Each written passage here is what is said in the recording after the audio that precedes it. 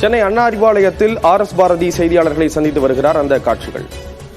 அதே நேரத்தில் அண்ணாமலை அவர்கள் எடுத்திருக்கிற இந்த போராட்டம் என்பது நானும் 62 வருஷம் அரசியல் இருக்கிறேன். இதுவரையில் பகுத்தறிவுக்கு ஏற்க முடியாத ஒரு போராட்டத்தை அவர் இன்றைக்கு நடத்தியிருக்கிறார். இது மிகவும் கேலி கூத்தாக இருக்கிறது. நான் நினைக்கிறேன் அவருக்கு இப்போ எந்த பதவி இல்லை. அண்ணாமலை இன்றைய தினத்தில் எந்த பதவியும் அவர் இல்லை. யாரோ ஜோசியர் சொல்லியிருப்பாங்க போல் இருக்கு, இந்த மாதிரி நீங்கள் நேர்த்தி கடன் பண்ணிக்கிட்டீங்கன்னா உங்களுக்கு பதவி கிடைக்கும், பெரிய பதவி, உயர் பதவி கிடைக்கும். நீங்கள் அயல்நாட்டுக்கெல்லாம் போய் லண்டன்லாம் படிச்சுட்டு வந்திருக்கீங்க, அதனால் உங்களுக்கு பதவி கொடுத்து வாய்ப்பு இருக்குது. ஆனால் இந்த நேர்த்தி கடனை பண்ணால் கிடைக்கும்னு யாராவது சொல்லியிருப்பாங்கன்னு நினைக்கிறேன். அதனால தான் பாஜக இருக்கிறவர்களே இந்த போராட்டத்தினுடைய முறையை ஏற்றுக்கொள்வார்களா என்பது எனக்கு தெரியவில்லை. அப்படி பண்ணுனா முதல்ல பொள்ளாச்சியில் நடக்கும்போது ஏன் அவருக்கு சவுக்கு இல்லையா? அப்போ சவுக்கு கிடைக்கலையா அவருக்கு? பொள்ளாச்சியில் நடந்த கொடுமை, கதற குழந்தைங்கள்லாம் அழுதுது.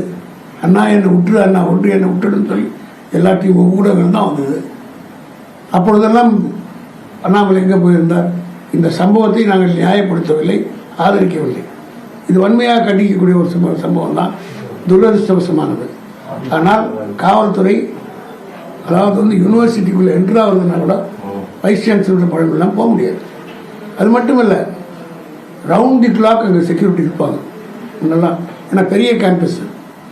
நீங்கள் வேண்டுமானால் இது குறித்து ஊடகங்களை நான் பணிவோடு கேட்டுக்கொள்வது, யூனிவர்சிட்டியினுடைய நிர்வாகம் எப்படி நடக்கும்ன்றது பேட்டி நீங்கள் எடுத்து போட்டிங்கன்னா மக்களுக்கு அவேர்னஸ் வரும். நிறைய செக்யூரிட்டி இருக்கணும். காரணம் என்னென்னா, உமன்ஸ் ஹாஸ்டல் இருக்குது, லேடிஸ் ஹாஸ்டல் இருக்குது, ஸ்டாஃப் குவார்ட்டர்ஸ் இருக்குது, இவ்வளோ இருக்குது. அப்துல் கலாமே ஒரு காலத்தில் அங்கே தான் தங்கியிருந்தார். அந்த அளவுக்கு இருக்கக்கூடியவர்கள் செக்யூரிட்டிலாம் இருக்கும். அந்த security people are appointed by the university authorities. அது மாதிரி எவ்வளோ பேர் செக்யூரிட்டி இருந்தாங்க? இந்த சம்பவம் நடக்கிற நேரத்தில் செக்யூரிட்டி என்ன என்பது இதெல்லாம் இன்வெஸ்டிகேஷனில் வரும். அவசரப்பட்டு வேணால் காவல்துறை மீது உடனடியாக கேள்விப்பட்டவுடன் காவல்துறை, சென்னை மாநகரத்துடைய காவல் ஆணையர் உடனடியாக நடவடிக்கை எடுத்து உடனடியாக அவர் வந்த பிறகு இப்பொழுது நடவடிக்கை எடுத்து அப்படிதான் ஆம்ஸ்ட்ராங் வார்த்தை பெருசாகினார். இன்னைக்கு வெட்ட வெளிச்சமாக போட்டு காட்டிட்டாரு கமிஷனர் இன்வெஸ்டிகேஷன் ஆச்சு. அதே போல் இந்த நிகழ்ச்சி இப்போ தான் நடந்திருக்கு. உடனடியாக ஃபஸ்ட்டு யாரும் கோரிக்கை வச்சு கைது செய்யும் போராட்டம் நடத்தலை. பொள்ளாச்சிக்காக போராட்டம் நடத்தினாங்க. அப்போ கூட யாரும் ஒன்றும் எடப்பாடி நடவடிக்கை எடுக்கல. மிகப்பெரிய போராட்டம் நடத்து, மக்கள் போராட்டம் நடத்தினாங்க. அரசியல் கட்சிகள் சொல்லிச்சா கூட காதில் போட்டுக்கல. அந்த மாதிரி இருந்தாங்க. சம்பவம் நடந்து 1 மணி நேரத்துக்குள்ளாக அவரை பிடிச்சிட்டாங்க, அக்யூஸ்ட் அரெஸ்ட் பண்ணிட்டாங்க. இப்போ இன்வெஸ்டிகேஷன் போயிட்டு இருக்கு. இதை விட ஒரு அரசாங்கம் என்ன செய்ய முடியும்னு நினைக்கிறாங்க? அண்ணாமலை அரசியலுக்காக அவர் ஏதோ வேடிக்கை காட்டணும்னு போடுறாரு. இது ஒரு கேலி கூத்தா இருக்கு. எல்லா அரசியல் கட்சிகளும் முதுகில் அடிச்சுக்க முடியுமா? இப்போ அவருக்கு வயசு இருக்குது, அடிச்சுக்கிறாரு. எனக்கு 78 வயசு, நான் சவுக்கு எடுத்து அடிச்சுக்க முடியுமா? அவருக்கு ஏதோ சொல்லியிருப்பாங்க பண்ணி. பொலிட்டிக்கல் லீடர்ஸ்னா அவங்களுக்குன்னு ஒரு மாதிரியான அறிக்கையில் விடுவது, போராட்டங்கள் எல்லாம் எப்படி கேலி கூத்தாக ஆகிவிட்டது. இது பிஜேபியில் இருக்கிறவர்களே ஏற்றுக்க மாட்டாங்கன்றது என்னுடைய கருத்து. அப்படி பார்த்தா மணிப்பூருக்காக எவ்வளோ போராட்டம் நடத்தணும்? உத்தரப்பிரதேசத்தில் டெய்லி இதுக்கு நடத்திக்கிட்டு இருக்க வேண்டிய அவசியம் தானே? அன்றாட நிகழ்ச்சியாக நடக்குது உத்தரப்பிரதேசத்தில். ஆனால் தமிழ்நாட்டுக்கு இது வரக்கூடாது. நிப்பிட்டு இந்த பட் என்று சொல்வார்கள். அது போல உடனடியாக இதை தடுத்து நிறுத்தார். இன்னும் இரும்பு கரம் கொண்டு இந்த அரசாங்கம் நடவடிக்கை எடுக்கும், காவல்துறை எடுக்கும். இதனால் என்ன ஆக போகுதுன்னா, இனிமேல் யூனிவர்சிட்டிக்குள்ள யாரும் நுழைய முடியாது.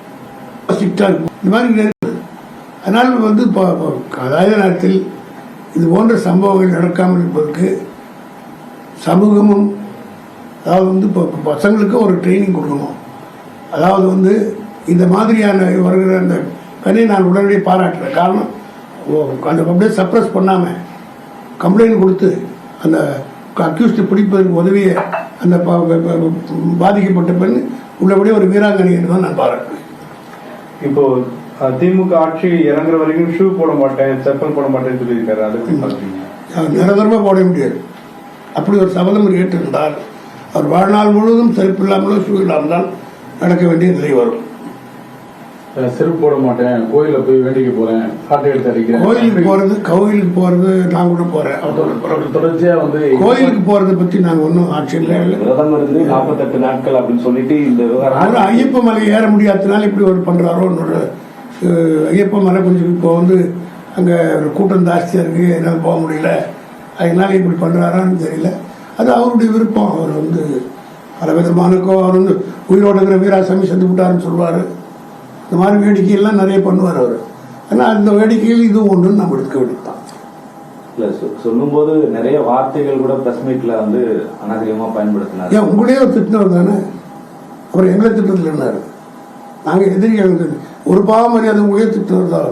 That is is character.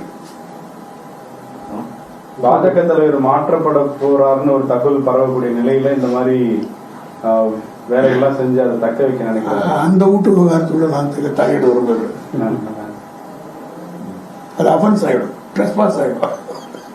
Thank you.